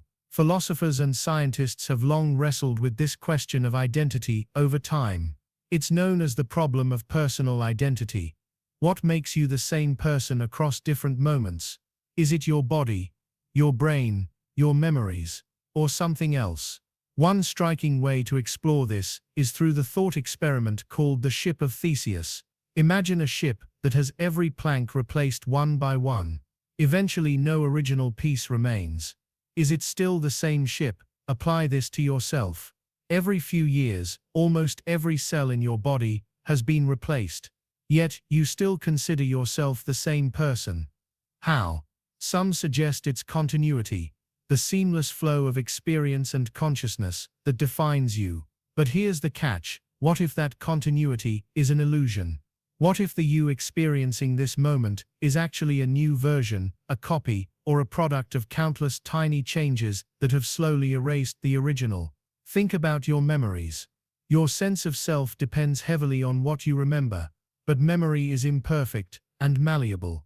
Studies show memories change each time you recall them, becoming distorted or even fabricated. So, the you who remembers your childhood isn't directly connected to the actual events, but to a reconstructed narrative your brain has built. Neurologically, your brain's physical structure is always changing. Neurons form and dissolve synapses. New connections are made while old ones fade. This plasticity is essential for learning and adapting, but it also means your mental landscape isn't fixed. It's more like a river, constantly flowing and reshaping. Now, consider something even more profound. Imagine if your brain were gradually replaced neuron by neuron with an identical artificial system, like a super advanced computer simulating your thoughts perfectly. Would you still be you? If yes, then maybe your identity isn't tied to your original biological matter, but to the pattern of information and function. But if no, then what is it about your current biological self that makes you uniquely you? This dilemma touches on the concept of mind uploading and digital immortality, popular topics in futurism and philosophy. If your consciousness could be perfectly copied or transferred, would the copy be you, or a new separate entity? And what happens to the original? These questions expose how fragile our sense of identity truly is. Beyond philosophical thought experiments, even our everyday experience points to this discontinuity. Every night during sleep, your brain cycles through stages, sometimes turning off certain networks associated with self-awareness. When you wake up, the you who opens their eyes may not be exactly the you who closed them hours earlier. In extreme cases like amnesia or brain injury, the changes in memory and personality can be so profound that people claim their sense of self has been altered or lost entirely. They might say, "I'm not the same person I used to be." Yet, to others, and often to themselves, they still bear the same name, history, and identity. Science adds another layer with the idea that we're all part of an ongoing biological and informational process stretching back generations. Your cells came from your parents, their parents, and so on, a chain of life extending back billions of years. Your body is a temporary arrangement of atoms and molecules borrowed from the environment, constantly exchanged. This means the you that exists right now is a fleeting moment in a vast continuum of change and renewal. You are not a fixed point, but a dynamic process. But why does this matter? Why does it matter if you're not the original you? For one, it challenges the way we think about self and mortality. If identity is fluid and continuous rather than fixed, death isn't necessarily the annihilation of a permanent self. Instead, it might be the end of one particular configuration in a continuous chain of existence. This can be both unsettling and oddly comforting. Your you is never truly isolated, but always connected to something larger and ongoing. It also invites us to rethink how we live our lives. If the you now is different from the you yesterday and will be different tomorrow, maybe the pressure to hold on to a fixed identity loosens. We can embrace change and growth as part of our nature, not as threats to who we are. Moreover, this insight can encourage empathy. Knowing that identity is fragile and changeable, we might be more forgiving to ourselves and others. People change, memories fade, and personalities shift, but this doesn't negate their value or existence. It simply means life is a process, not a static state. On a practical level, this perspective can help us let go of the past. If the you who made mistakes or suffered trauma is not the you who exists today, then those events don't define you eternally. They are chapters in an ever-changing story. Of course, there are limits. We don't want to lose the feeling of continuity entirely, or life would become disorienting. Our brains rely on a sense of stable selfhood to function socially and psychologically. But recognizing that this stability is a delicate and dynamic achievement changes how we relate to ourselves. So next time you look in the mirror, remember that the face staring back is both familiar and ever new. The person who reads these words is a brief convergence of countless changes, a living snapshot of an identity in motion. You might not be the original you after all. But that's the remarkable truth of existence. You are the ongoing story of you written moment by moment, never fixed, always becoming. And maybe that's more fascinating and freeing than being original ever was. The universe had no beginning. What if everything we've been told about the universe having a distinct beginning, like a cosmic birth, marked by the Big Bang, isn't quite true? What if, instead, the universe had no beginning at all? This idea, both baffling and fascinating, challenges our most fundamental assumptions about time, existence, and the cosmos. For decades, the dominant scientific narrative has been that the universe began around 13.8 billion years ago in an explosive event known as the Big Bang. Before that, the common thought went, there was nothing, no space, no time, no matter, just a singularity, an infinitely dense point where all known physics breaks down. Then suddenly, the universe emerged, expanding and cooling, creating galaxies, stars, planets, and eventually life itself. But what if this story is incomplete? What if the Big Bang wasn't the start, but a transition? The idea that the universe had no beginning isn't new. Philosophers and thinkers from ancient times to the modern era have grappled with the concept of an eternal universe.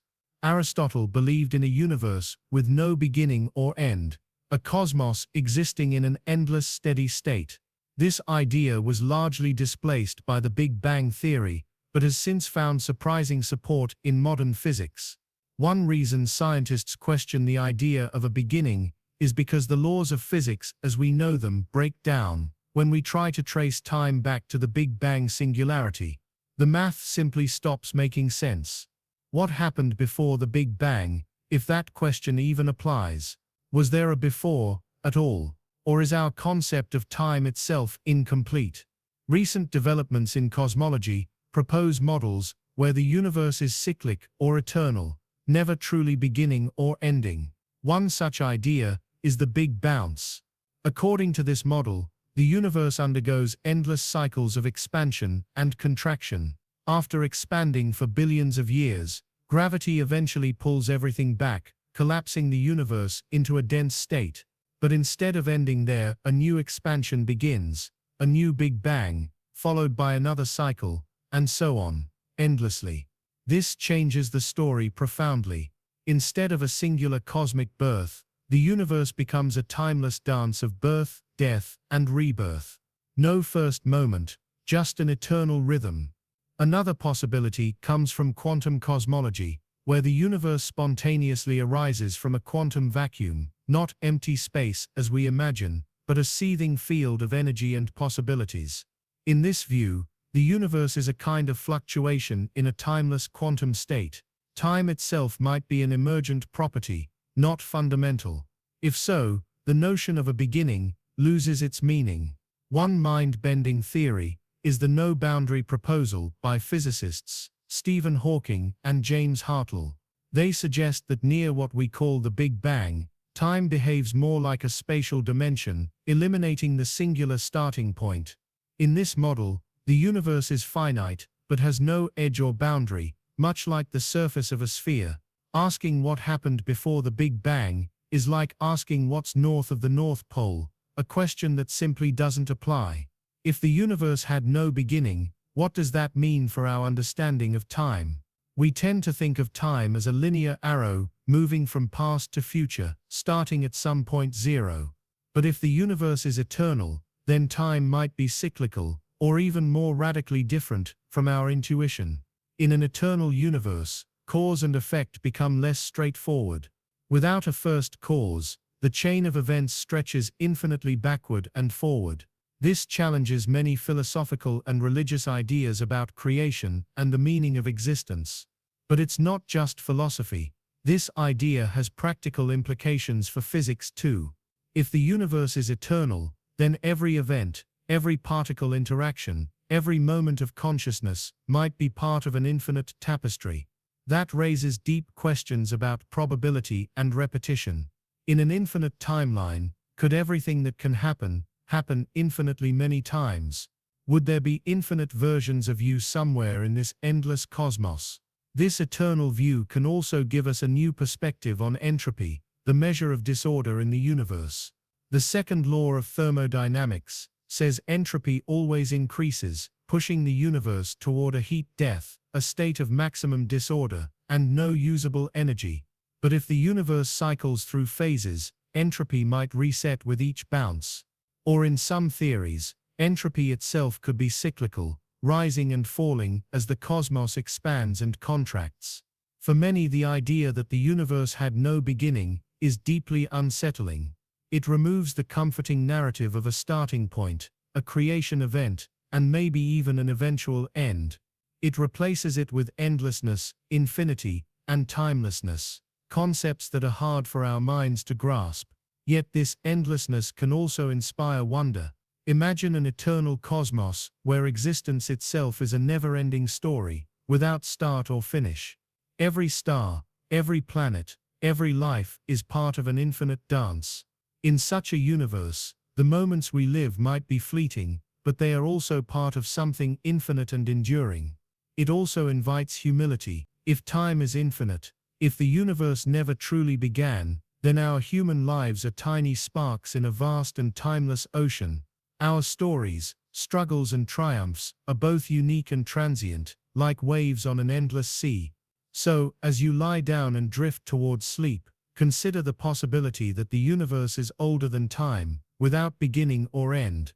That the Big Bang was not the cosmic dawn, but a passage in an eternal journey. And that you, like everything else, are part of this timeless mystery, an unbroken thread woven through infinity. What does it mean for you, knowing there might be no beginning? Perhaps it frees you from the constraints of linear time, allowing you to see your existence as a moment in an infinite flow. Maybe it offers comfort, that nothing ever truly ends, and every moment you live is part of something eternal. Or maybe, it simply deepens the mystery, inviting you to ponder the vast unknowable nature of existence as you drift into dreams. You already lived this moment. Imagine this right now. As you listen to these words, something strange is happening. Deep beneath the surface of your conscious awareness, there's a whisper of familiarity. It's the eerie sensation that you have been here before. Not just in a vague sense, like déjà vu, that fleeting feeling you get when a moment seems oddly familiar, but a profound, unshakable sense that this exact moment, right now, has happened before. You have already lived it.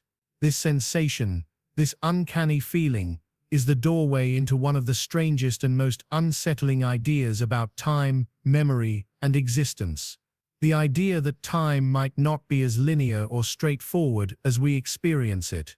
That maybe, just maybe, life isn't a straight path moving forward, but a loop, a circle, or perhaps something even stranger, a vast web of moments, endlessly recurring. This concept isn't just the stuff of science fiction or mysticism. It is explored in philosophy, psychology, and physics. And it touches on a profound question: if time loops or repeats, and you have lived this moment before, what does that mean for free will, for fate, for your very sense of self?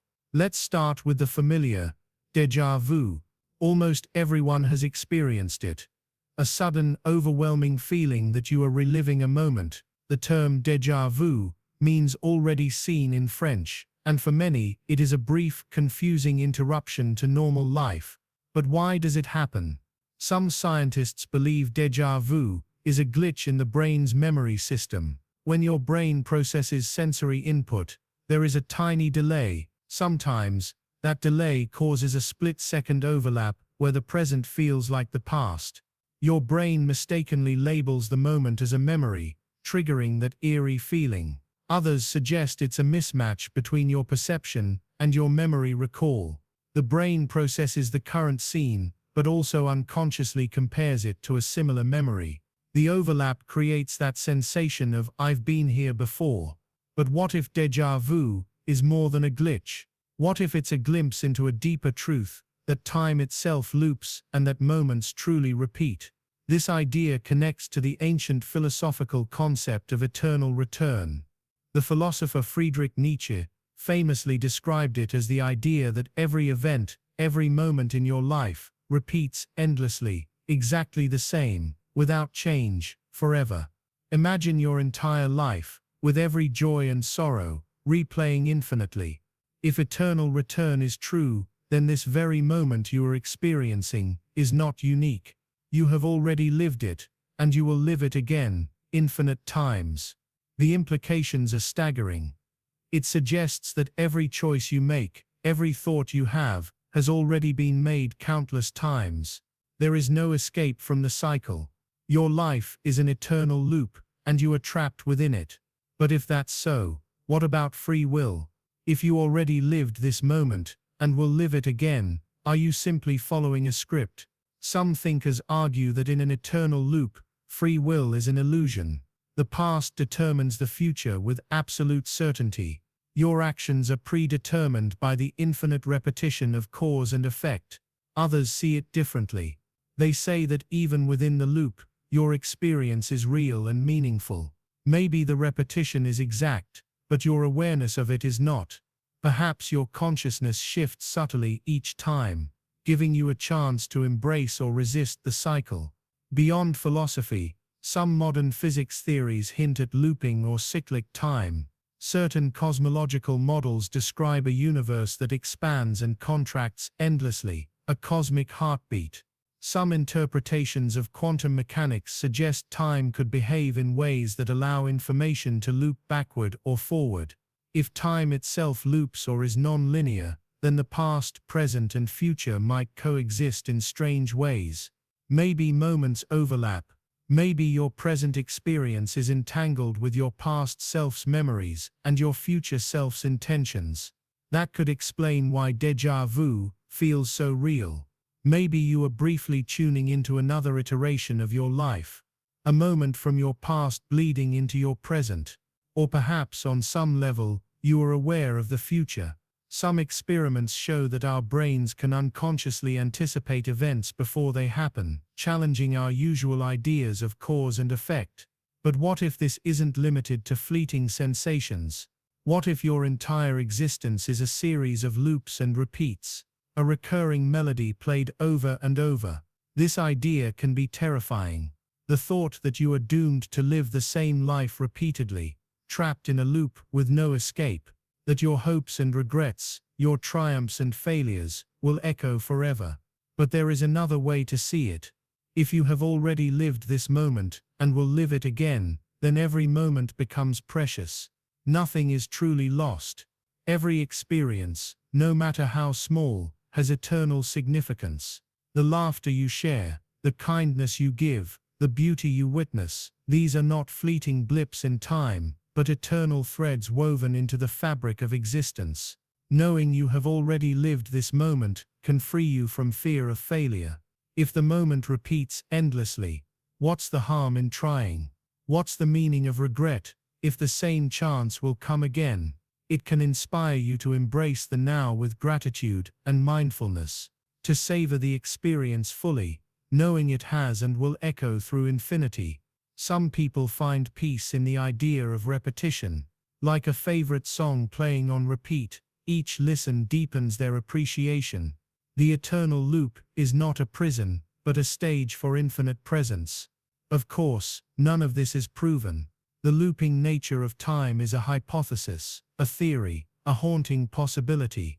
But isn't it fascinating that your life, your consciousness, your very reality might be part of a vast eternal cycle? So as you drift towards sleep, imagine yourself stepping into this loop. Imagine that this moment, the sound of my voice, the rhythm of your breath, the warmth of your bed, is not just now, but always. You already lived this moment, and you will live it again. What would you change if you could? Or would you simply let it be, and find peace in the eternal return? As you surrender to sleep, let go of the linear time that binds you.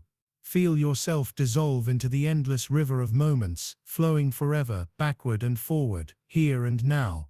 Because in this vast, strange cosmos, maybe time is not a straight path, but a circle, and you are not moving forward, but returning home.